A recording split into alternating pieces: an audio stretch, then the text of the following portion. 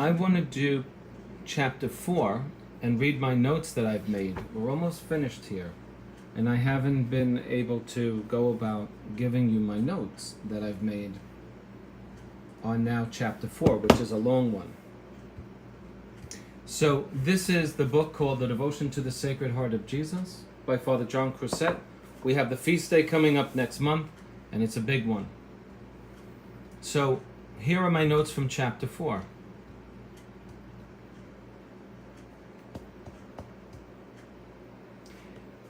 So how to acquire this perfect love of Jesus Christ? Number 1, prayer. Ask Jesus for his love. There is no means more efficacious to acquire this love of Jesus Christ. Love requires recollection, devotion, and holiness. Ask with vigor and constancy, sincerity and eagerness.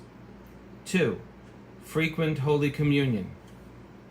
The effects of Holy Communion, when you receive with the proper disposition, increases your love of Jesus Christ ever more and more, and this love grows in proportion to the frequency of receiving communion.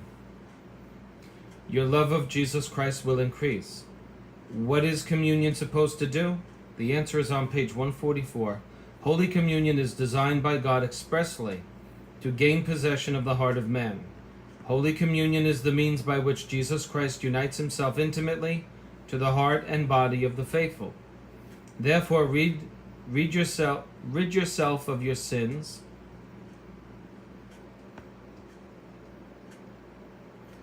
your imperfections and vices, and then you will profit by your Holy Communions and your Masses. Why is it that you do not see results from your Holy Communions?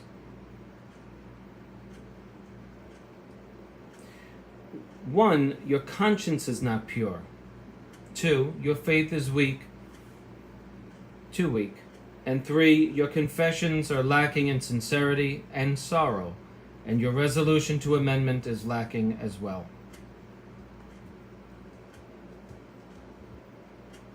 Therefore, preparation and thanksgiving for Holy Communion is essential.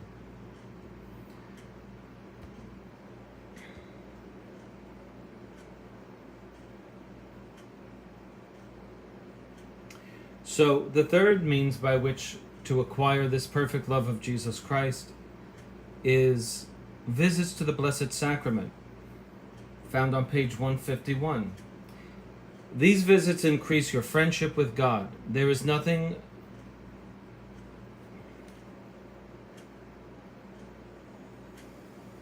the heart of Jesus more than frequent visits. Let me see what I wrote. I spoke my notes into the phone and made some sort of mistake. Visits to the Blessed Sacrament. Okay. This friendship, there's nothing which gains the heart of... Okay.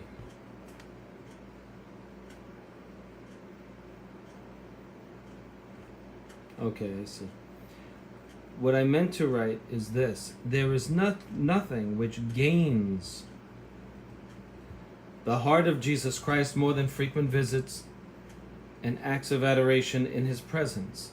He gives his love here during these visits, and there are 2 types of visits. One is a courtesy visit, and one is a visit of pure love.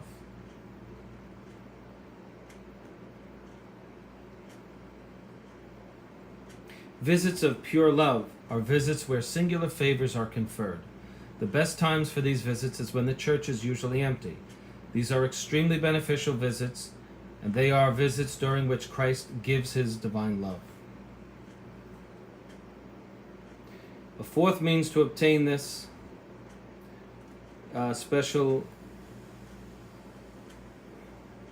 love of Jesus Christ is acquitting oneself of the practices of this devotion. Not a word that's usually used, acquitting oneself. What it means is that you do it with exactness. How well do you do it? So, acquitting oneself of the practices of this devotion. A,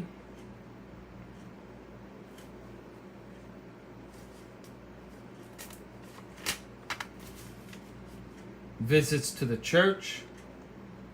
The holy hour, certain prayers. D, receiving Holy Communion with fervor and frequency. All of above for true mortification and sincere humility. The purpose of this, the purpose of these four aspects, comma, A through D, is for the purpose of true mortification, comma, and sincere humility. The iPhone does not accept the word mortification. It can't accept it. So in other words, what I'm saying is that these things, visits to the church, the holy hour, certain prayers, and receiving Holy Communion with fervor and frequency, all of these four is a means by which you acquire the perfect love of Jesus Christ under the title of acquitting yourself of the practices of this devotion. And these are for the specific purpose of mortifying yourself and to acquire sincere humility.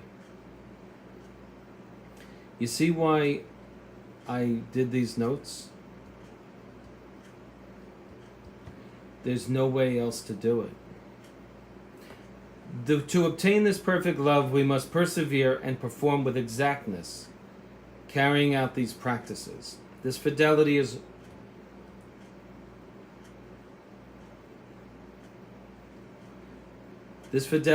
most meritorious in this devotion. Why is that? Because it is always the surest mark of a great love. Perseverance in this devotion increases your fidelity to God. 5. Another means by which you acquire perfect love of Jesus Christ is having a tender devotion to the Blessed Virgin. Jesus only allows pure souls into his heart. However, his mother Mary purifies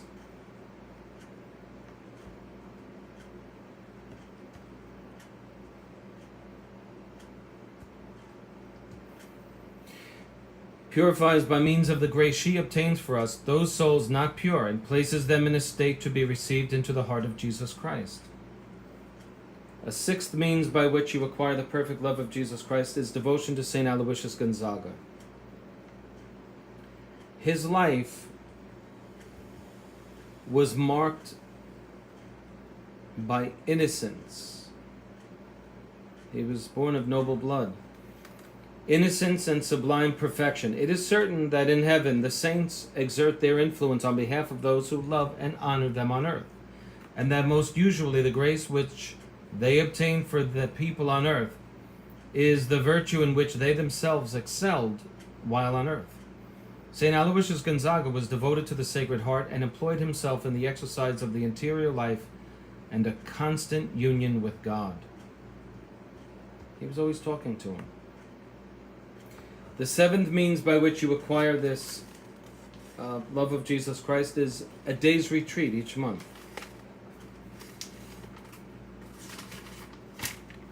Okay? And this is the last part of part 2 of the book. Without a retreat,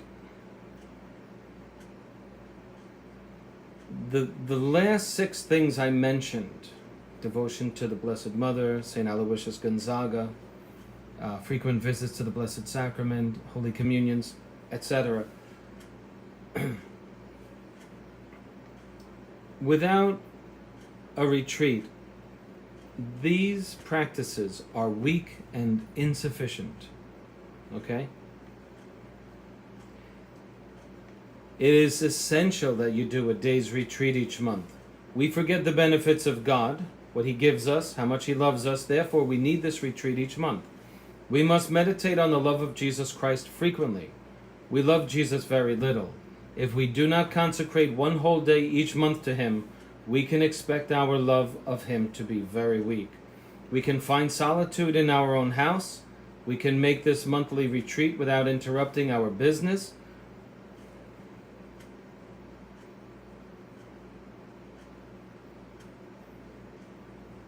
And without dispensing ourselves